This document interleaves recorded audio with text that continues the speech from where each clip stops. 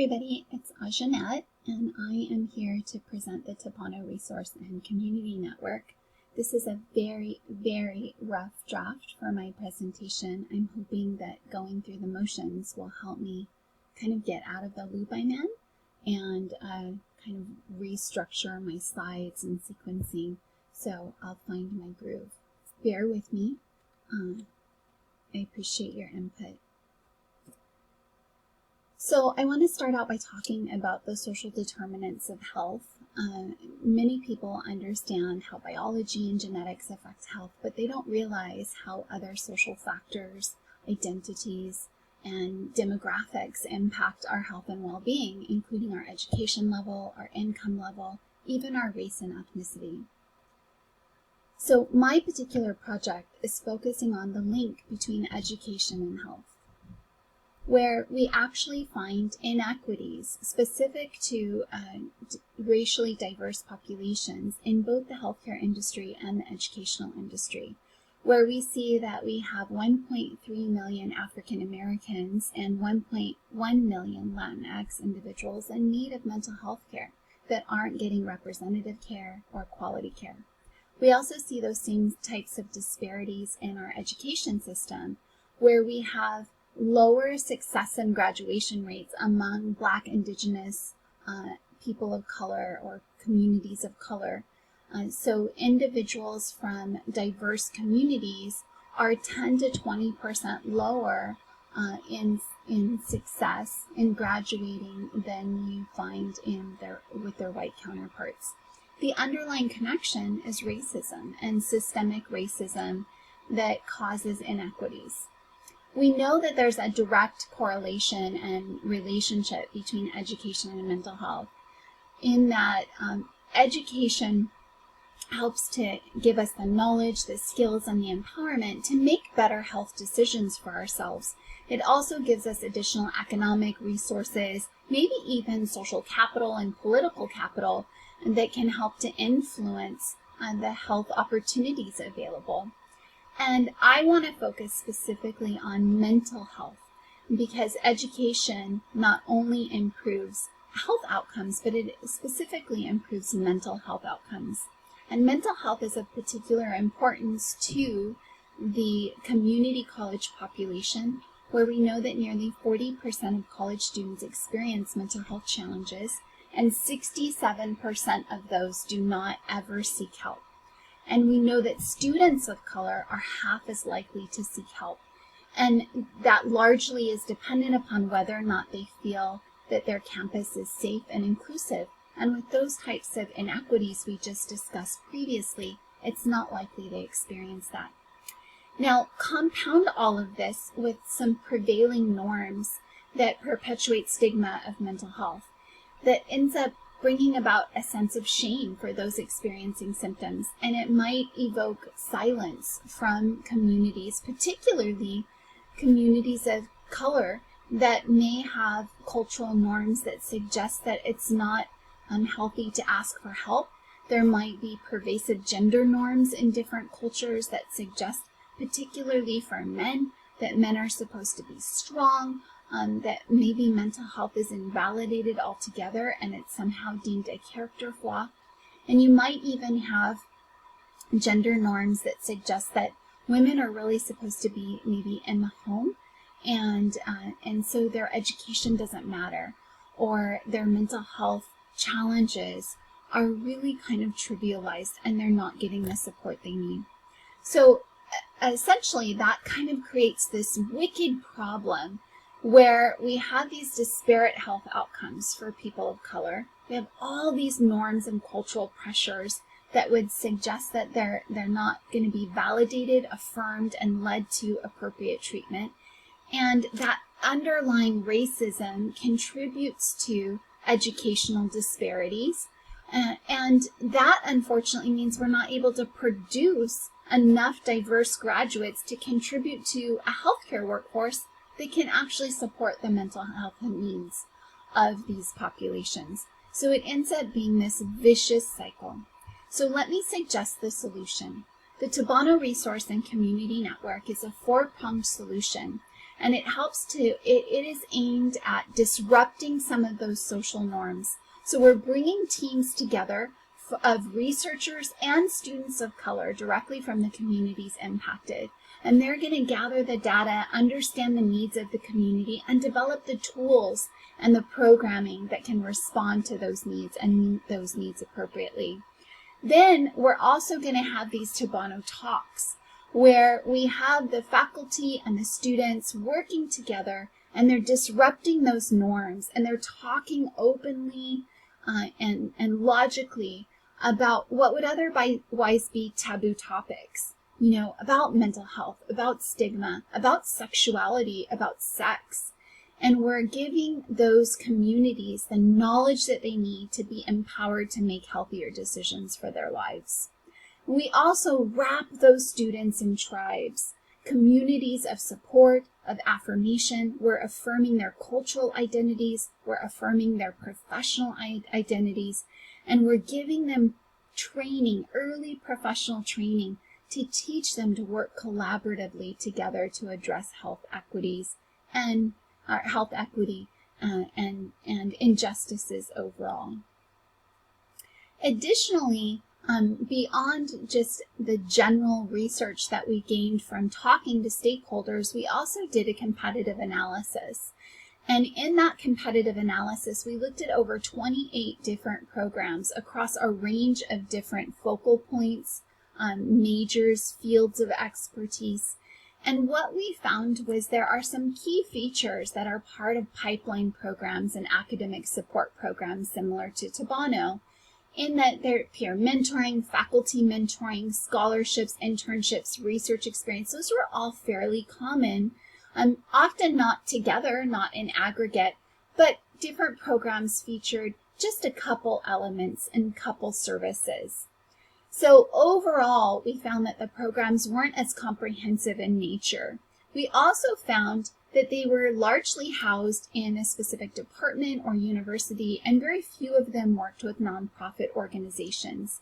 And they also primarily targeted high schools or graduate students. They didn't really focus on the community college population, and that's a lost opportunity. So our program is different in that we are aiming to work directly with the community college system. And let me educate you a little bit about the California community college system specifically. We're the largest system of higher education in the U.S. with over 116 colleges. And we serve 2.1 million students. 25% of all community college students in the nation attend a California community college student. So we have a far reach. Interesting, we serve those very communities that are impacted by educational and health inequities. 70% of our students come from historically marginalized or excluded backgrounds. 53% of our students have unmet basic needs, either housing insecurity or food insecurity, and 2/3 are low income that qualify for Pell Grant and or receive fee waivers altogether. So we are a prime opportunity to leverage, to utilize an important social context that can actually reach those very communities impacted by the grand challenges of social work. So our program is unique in that it very much does directly serve the community college population, unlike those other 28 that we evaluated. Well, about 2 to 3 of them did. And then additionally, we actually use human-centered design, and we center the students directly in the work that we're doing using community-based participatory research. So we are working together with the community to better understand the problem and develop solutions that can meet their needs. We're also using an interprofessional framework. Whereas many of the other programs were siloed, ours are looking at the entire behavioral health workforce, and we'll talk about that more in just a second. But that's really important because systemic problems need systemic solutions. We need to reach across the aisle, and I'm not talking politically, I'm talking professionally. We need to work with our other healthcare professionals in order to collectively eradicate health inequities. And then finally, our program is unique in that it's not either culturally affirming or academic support, but it's both. It's recognizing that our cultural and social identities impact our academic performance. They impact our sense of self-efficacy, our sense of belonging, our imposter syndrome. And they can sometimes, those things can be a barrier for us seeking academic help and utilizing the resources. So we want to break through those barriers and wrap that cultural and academic support around our students in order to promote success, particularly for our diverse students of color. So I want to just spend a little bit of time educating you about the behavioral health workforce. So we often get siloed, many of us are social workers, and we might be school social workers, health social workers, licensed clinical social workers. Some of us might work in the military as our focal or our specialty of practice. And we often work in clinical capacities. We're used to working with marriage and family therapists, psychologists, psychiatrists. However, we expand the behavioral healthcare workforce is much more expansive than that. It also includes our educators, our advocates. It includes our drug and alcohol counselors. It includes our health and public health officials and our public health educators. It includes our nursing and medical staff and teams. We have our advanced practice registered nurses and our psychiatric nurses. They actually are probably the #1 provider for mental health care. And so we want to work together collectively. And in community college, we are actually building and preparing students for these careers across the range. So we want to be able to bring them together through the Tupano network, and we want them to build those connections now. We want them to understand how collectively they all need to address the social determinants of health in their respective fields. They all need to be prepared to work with the diverse communities that they need to serve, and they all need to collectively work together to eradicate health inequities. And so, I think I'm going the wrong way. Give me just a second. I do see ways in which we can change some things. So let's talk about the implementation of the Tubano program. The Tubano program is going to be implemented using the EPIS framework. And so in the EPIS framework, we focus on 4 different stages. The exploration stage, which we've been undergoing through a pre-pilot study with 3 Tubano navigators. The preparation stage, where we actually start to assess the institution for implementation, identify barriers or challenges, but assess that climate and readiness. The actual implementation stage, where we need to be monitoring the effectiveness of not only our program, but also our implementation strategies for that program. And then also the sustainment phase, where we're continuing to evaluate and make improvements and adjustments for that program. Again, going back to that human-centered design, where it's an iterative process and it's constantly evolving and improving.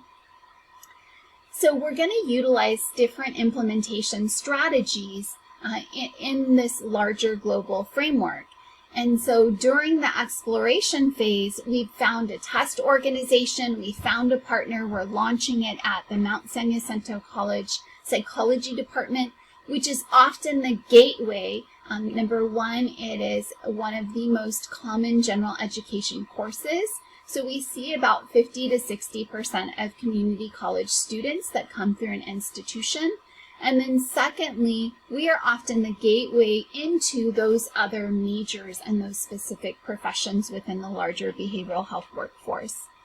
And then we also have built some partnerships and identified some early champions and some early adopters within the psychology department, within some of our sister colleges, and within sociology and social work, as well as across the aisle in our student services and specifically our service learning department that can help acquire field experience and exposure and opportunity that's actually recommended for achieving health equity is embedded educational practices and innovative educational approaches that get students working with the community. And then our preparation strategies will continue to build those partnerships with our high school partners and our university partners, including curriculum that can build cultural competency for these aspiring healthcare workers. And we will be developing those materials and the training models collectively with our partners in time. Additionally, we'll be conducting a needs assessment for the students aspiring toward these professions and the programs that we're going to be serving specifically, and doing a readiness assessment for the organization as a whole. Additionally, we're going to look at establishing ongoing learning communities to come together, address what is happening, what are we learning, what are we taking away, how can we use this to build programming for the future, and we'll hold those ongoing meetings and develop and distribute those materials over time. And then finally, for sustainment, we'll be doing ongoing needs assessments, consultations, and coaching to ensure the program continues to be sustainable and successful over time. This is all rooted in social identity theory. Social identity theory helps us to better understand the problems and also gives us a path toward a solution. So in social identity theory, it suggests that we have these personal identities based upon our personal experiences, features, characteristics, and attributes. But then we have these social identities as well based on shared demographics and characteristics. So these social identities, when we look at social identity theory, social categorization is our first stage, suggesting that we recognize which of these categories that we belong to. And we then move into a second stage where we start to identify with the social groups and with individuals who share those larger social identities. And in fact, the more we resemble those social groups, the more esteem and value we have for ourselves. But sadly, it also leads to the third step, which is social comparison, where we start to compare ourselves, not just to our respective group members, but we start to compare groups to one another. And we develop kind of a favorable view for our group and a less favorable view for the out group. And that's problematic. That's how racial differences start. That's how we can start to develop kind of stereotypes. That's how we can start to develop prejudice. And then on top of this, layered on top of this, we actually develop social hierarchies, right? And we start to view certain groups as better than others. And that's problematic. So the Tabano program really wants to disrupt that. And it wants to say, yes, let's celebrate our diversity and our distinct cultural heritage, but let's also come together as a collective group. Let's recognize the beauty of an intercultural collaboration. Let's recognize the beauty of an interprofessional collaboration. And let's come together as a larger collaborative and a larger network that can not only celebrate our differences, but also recognize our shared commonalities, our shared values, and our shared purpose.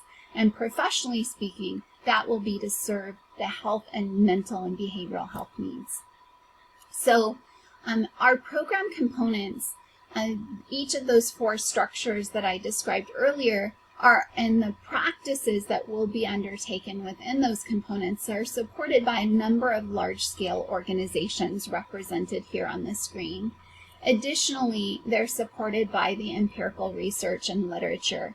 So when we're talking about building that partnership between psychology and social work, when we talk about an interprofessional collaboration and building that academic partnership with the community, utilizing service learning practices for our students, addressing stigma, mental health, addressing the social determinants of health, building in that early career education early in their educational careers, and then promoting that academic diversity across disciplines, promoting that advocacy, providing that mentorship, And then really encouraging and fostering that social connectedness, focusing on their shared identities and giving them a space to really have those dialogues and address the culturally relevant issues of today, including systemic racism and how it's impacting their health and well-being and consequently their academic and professional success.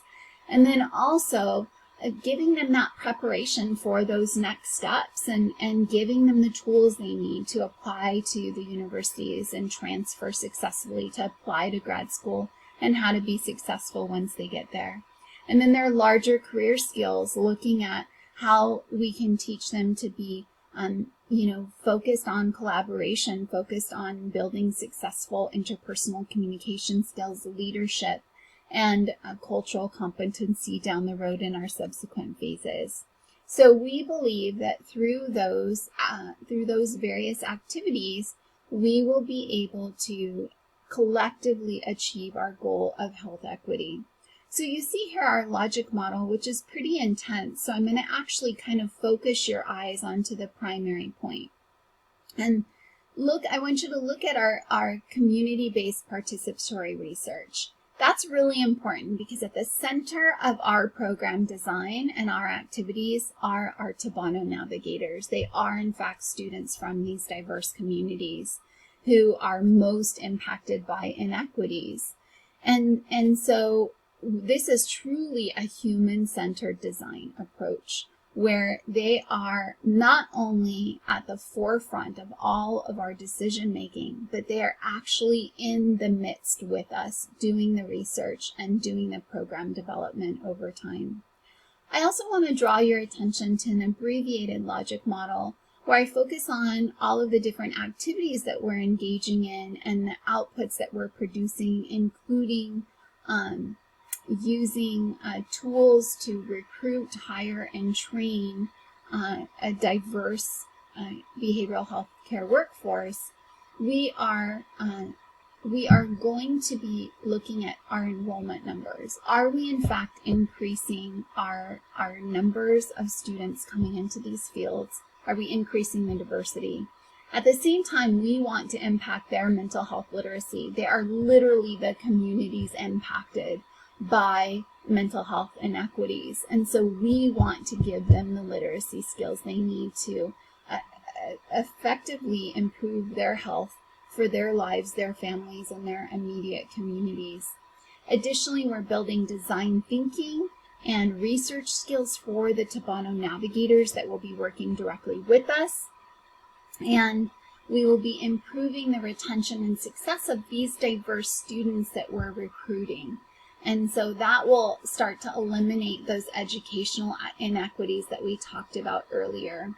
And so effectively, we're trying to build that larger career identity so they can come together, they can be advocates together, they can develop those leadership skills together, and they can build the cultural humility necessary to support the health needs of an increasingly diverse population and achieve health equity long term.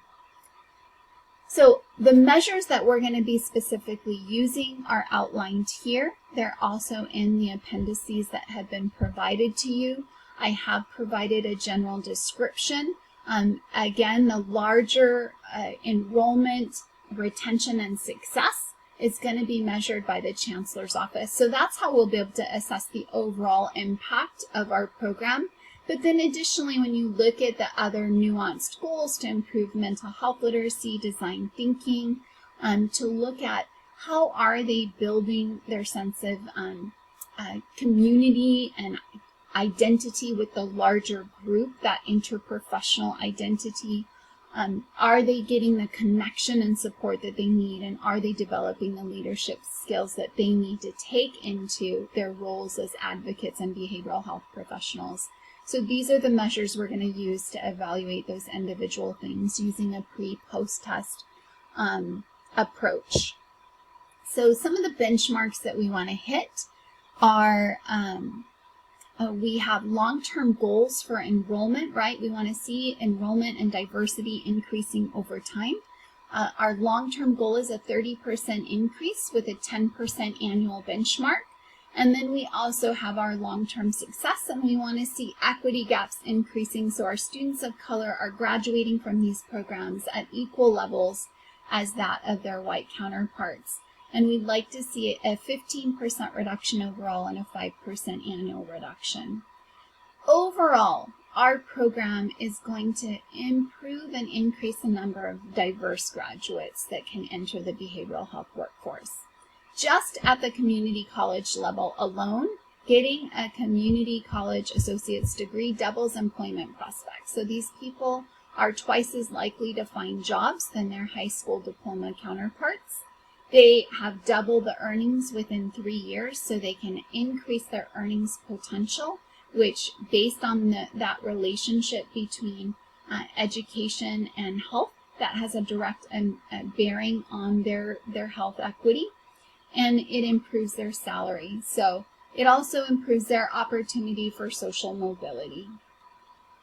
From a larger scale, from California in particular, this is a 450% net return on investment for California taxpayers. So for every $1 they invest in the system, they get $4.50 back.